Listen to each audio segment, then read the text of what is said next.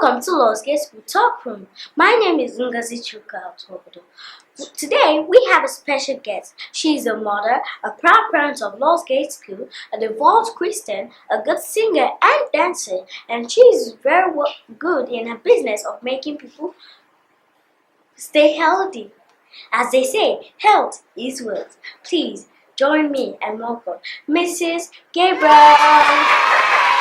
Thank you. Good afternoon. Good afternoon. I'm great. You? I'm fine, thank you.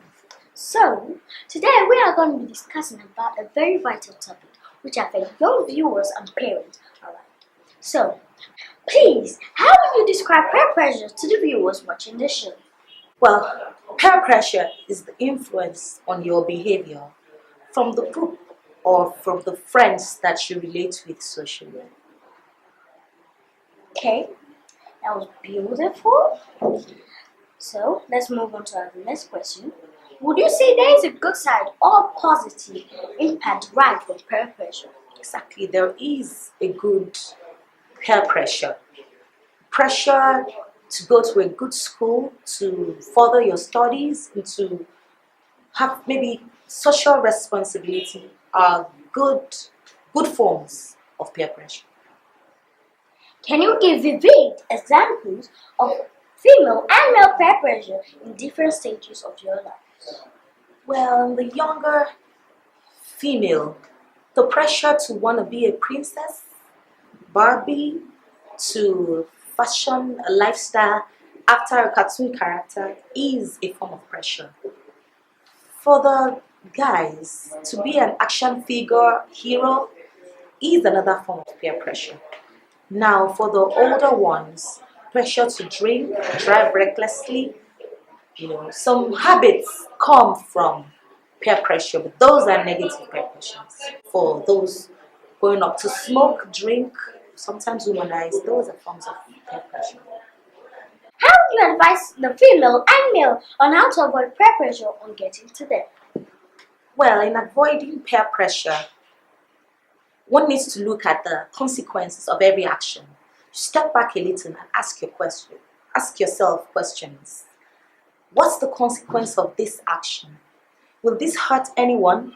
Will it hurt me or the people that I'm involved in taking the actions with? Will my parents be proud if they were to see me do this? Does this have an adverse effect? Those are questions that you can ask in taking decisions. And as soon as you can give a good answer, then you need to have the self-esteem and the confidence to step back and say, no, I'm not involved in this. Would you say that parents have a role to play in encouraging or discouraging peer pressure in his or her children now? Parents have a very huge role in helping their kids develop the self-esteem that's needed to say no, or to be confident to say no when the pressure begins.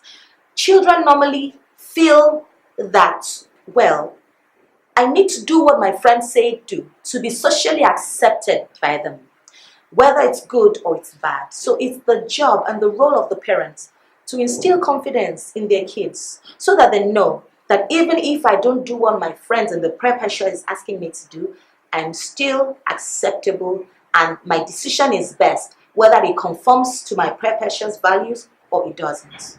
Okay. When a parent wants to advise his or her children on peer pressure, would you advise the parent to do it separately or can it be done together? I think an application of both forms work.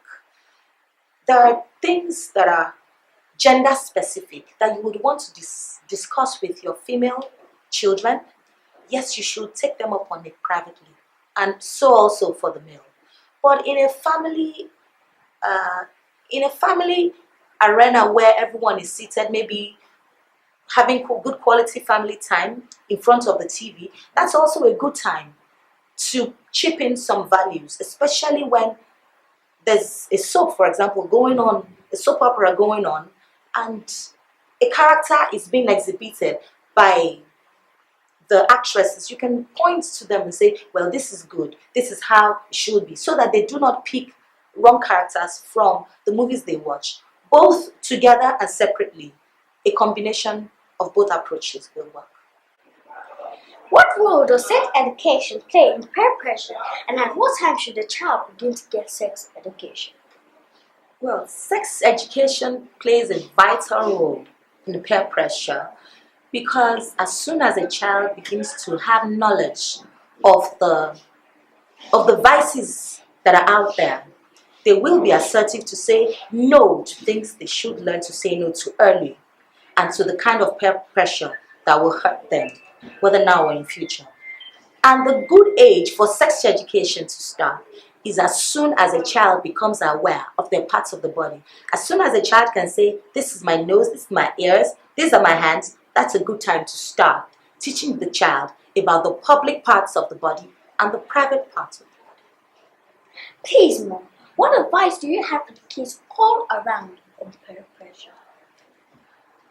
I would advise the child to be confident, to not be afraid of rejection from their peers based on the decisions that they take.